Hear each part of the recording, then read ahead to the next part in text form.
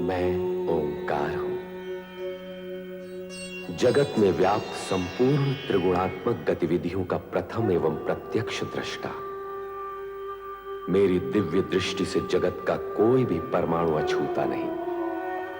नृत्य गान के स्वरों से झंकृत इंद्र सभा के बाहर कामदेव देवर्षि नारद पर अपने बाणों का प्रहार करने को प्रस्तुत होते हैं, किंतु नारायण भक्त नारद कामदेव को रीति नीति के प्रसंग में भ्रमित कर काम बाण को संध्या जैसी सुपात्र के लिए उपयोग करने की मंत्रणा देकर अपनी सुरक्षा की व्यवस्था करने में सफल होते हैं। बाण से आहत संध्या काम पीड़ित और भ्रमित होकर भटकने लगती है।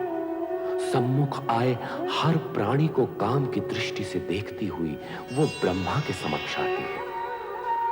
ब्रह्मा भी भावावेश में संध्या की ओर आकर्षित होते हैं। शिव जी नेत्र खोलकर स्थिति का भान करते हैं और ब्रह्मा को इस कुकृत्य व अनुचित आचरण के लिए प्रताड़ित करते हैं। यद्यपि यह अप्रिय घटना कामदेव के कारण ही घटित हुई, पर संध्या इससे प्रभावित होकर आत्मग्लानि की अग्नि में जलते हुए आत्महत्या तक करने के लिए तत्पर हो गई।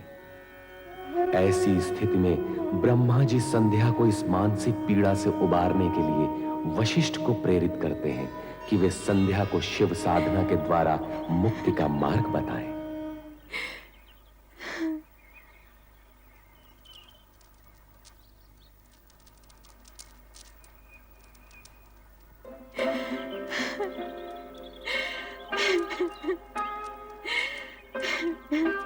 देवी संध्या,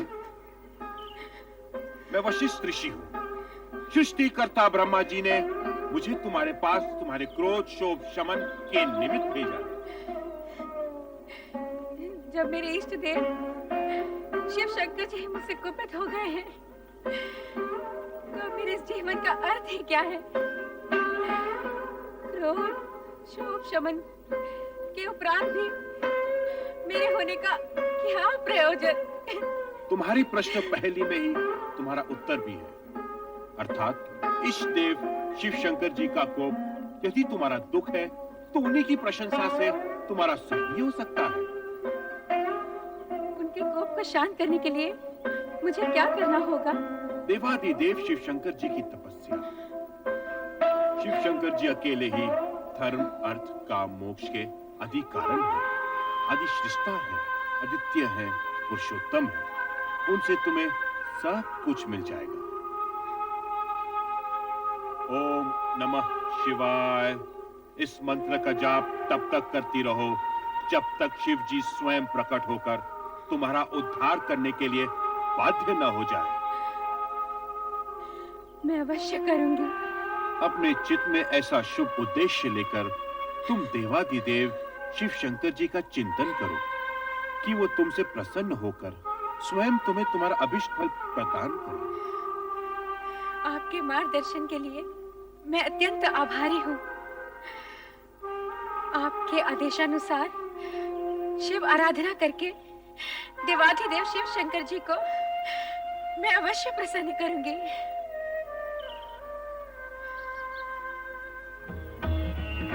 ओम नमः शिवाय।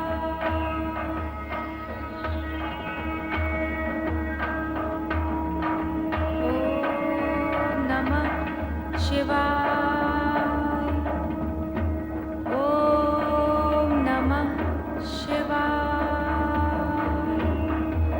ओम नमः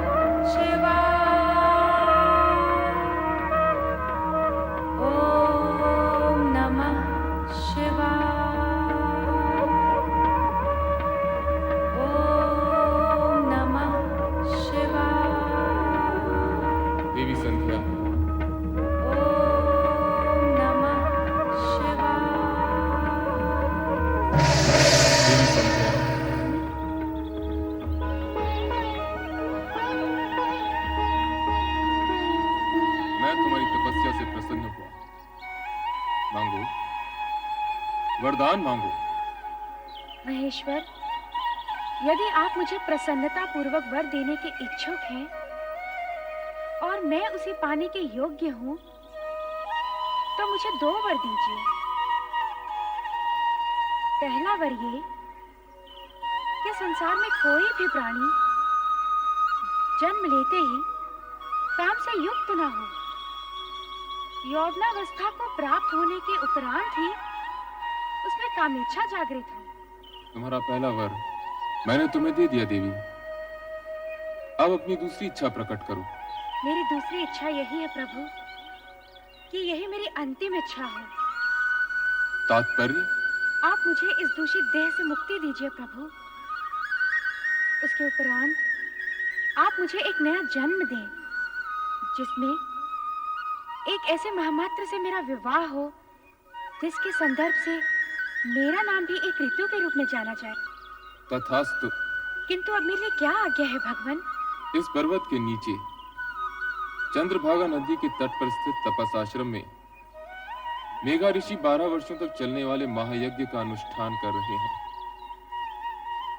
तुम वहां निडर होकर जाओ, तुम्हें कोई नहीं देख सकेगा।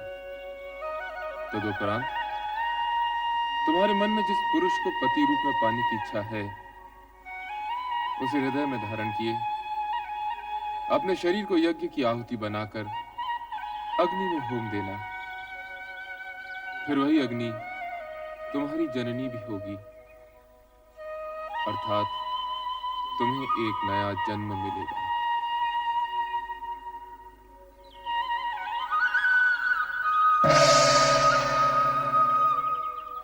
मेघा ऋषि, ओम आदित्याय नमः। ओम आदित्याय नमः। ओम आदित्याय नमः। ओम आदित्याय नमः। ओम आदित्याय नमः। ओम सदाशिव का आशीर्वाद प्राप्त कर उन्हीं के बताए मार्ग पर चलती देवी संध्या मेघा ऋषि के आश्रम पहुंच गईं, जहां महायज्ञ चल रहा था। सभी के लिए अस्तित्वहीन अदृश्य संध्या ओम नमः शिवाय का जाप करते हुए यज्ञाग्नि की ओर बढ़ती गई और अंततः उसी में समा गई। तत्पश्चात यज्ञ की अग्नि से उभरा लाल प्रकाश देखते ही देखते पूरी तरह 2 भागों में फैल जाता है। इस प्रकार संध्या का अस्तित्व 2 भागों में बंट गया, प्रातः संध्या और सायं संध्या। प्रातः संध्या देवताओं की आराधना के लिए और सायं संध्या पितरों के आह्वान के लिए। 2 क्षितिजों में फैली संध्या के दृश्य पर ओम नमः शिवाय के स्वर गूंजते हैं।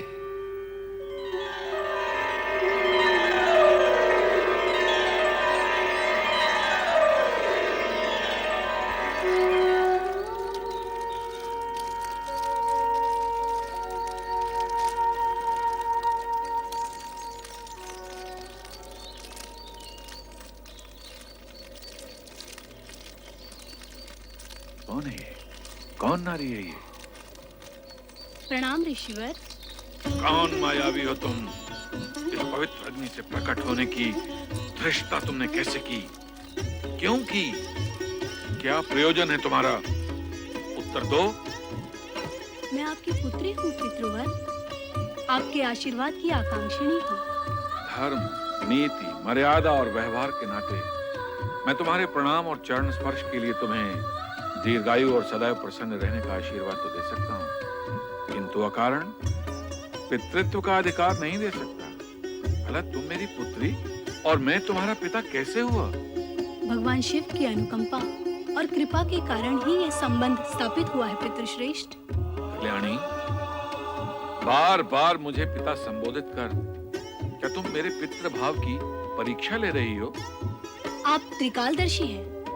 आपको इस सत्य का ज्ञान तो अवश्य होगा कि मैं कौन हूँ, और आपको ये भी ज्ञात होगा कि आपकी परीक्षा लेने की क्षमता मुझ में नहीं है। हाँ भागे, क्या तू हमारे ज्ञान और जप तप को चुनौती देने आई है? नहीं पितृवर, नहीं। पिता के प्रति ये दुष्टता कैसे कर सकती हैं? फिर वही प्रलाप, पुत्री पुत्री पुत्री, कब, कहां और कैसे प्रमाणित हुआ कि तुम मेरी पुत्री हो? दुर्भाग्य है मेरा कि अपने पिता के सम्मुख उनकी पुत्री होना मुझे प्रमाणित करना पड़ रहा है। यदि आपकी आज्ञा हो तो मैं कुछ निवेदन करूं? करो, किंतु मुझे पिता और स्वयं को पुत्री ना कहते हो। यदि मैं आपके तन से उत्पन्न होती तो तनुजा कहलाती, यदि मन से उत्पन्न होती तो मानसी कहलाती, किंतु मैं आपके उस पुण्य से उत्पन्न हुई हूँ जो शिव की आराधना के प्रतिफल में आपका अधिकार है पितृवर। मैं पुण्यजा हूँ पितृवर। शिव आराधना के पुण्य से प्रतिफल में प्राप्त पुत्री को इतना कुछ ज्ञान है, और फल की प्राप्ति करने वाले पिता को इस विषय में कुछ भी ज्ञान नहीं। यह आश्चर्यजनक है, अद्भुत है। यदि ये सत्य होता तो स्वयं शिव भगवान इसकी पुष्टि करते, स्वयं निर्णायक होते, किंतु ऐसा नहीं। अब ऐसा ही होगा। हे देवों के देव, मुझे उबारो, मेरी रक्षा करो। ऋषिवर की पुत्री बनाकर जो सम्मान आपने मुझे दिया, ऋषि के सम्मुख उसे स्वीकृति से प्रामाणिक करो। दया करो भोलेनाथ, कृपा करो। हे देवों के देव महादेव, मुझ पर दया करो, कृपा करो मुझ पर, मेरी सुनो, मुझ पर कृपा करो देव। हे महेश्वर, मुझे दर्शन दो। देवों के देव महादेव, मुझ पर कृपा करो। हे भोलेनाथ, मुझ पर कृपा करो। हे महेश्वर, मुझे दर्शन दो। हे भोलेनाथ, मुझ पर कृपा करो, मुझे दर्शन दो। मेरी सुनो, हे भोलेनाथ, मुझे दर्शन दो, मुझ पर कृपा करो। हे देव, मुझे दर्शन दो। भोलेनाथ, मुझे दर्शन दो। हे देवों के देव महेश्वर, मुझे दर्शन दो, मुझे दर्शन दो देव।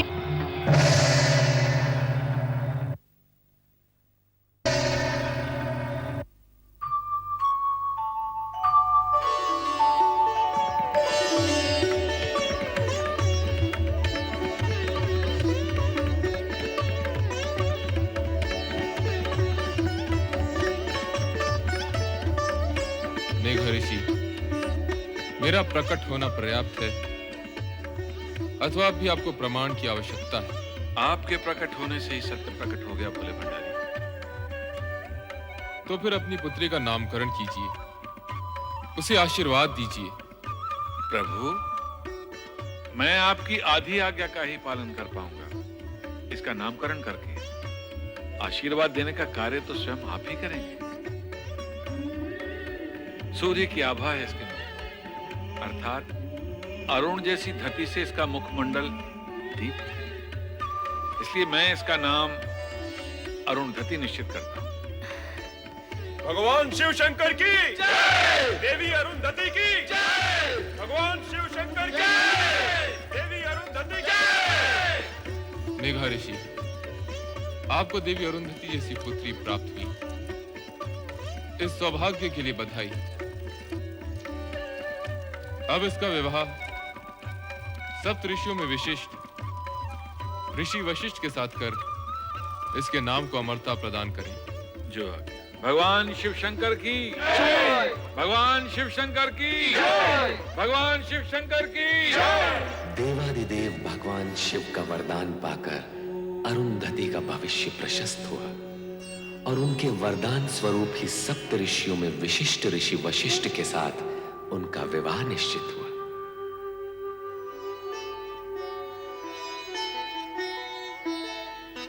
कितना शुभ दिन है आज। वशिष्ठ मुनि के साथ देवी अरुंधति का विवाह हो रहा है।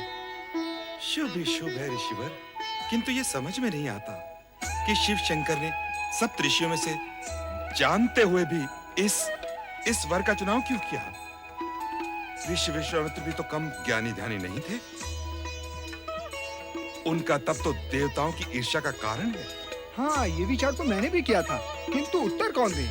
इसका उत्तर मैं दूंगा। भगवान शिव के निर्णय में शंका का प्रश्न ही नहीं उठता। संपूर्ण जगत में समता, ममता और मित्र भाव के रखने के कारण विश्वामित्र उच्च कोटि के तपस्वी हैं, किंतु वशिष्ठ समस्त जगत के कल्याण की कामना के लिए, अपनी विशिष्टता के लिए सर्वश्रेष्ठ है।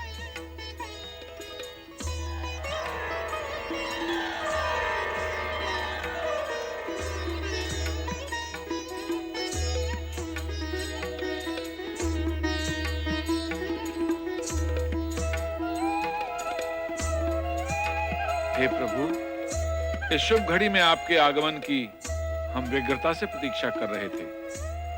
ऋषिवर, पुत्री अरुंधति को मंडप में लाइए।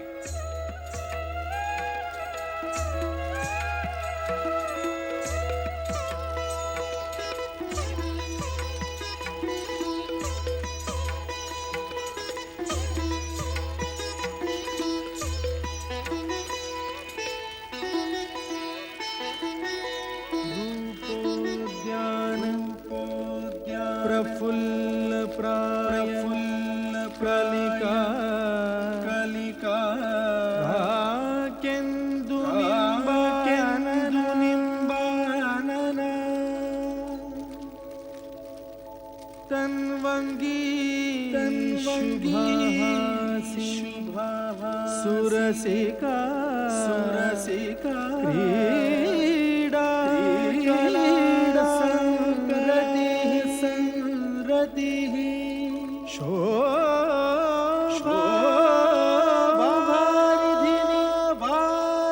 मूल्यमणि लावण्यलीलामणि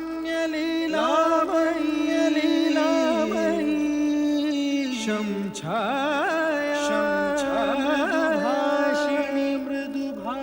मृगदृगी भूयात् सदा मंगलम्।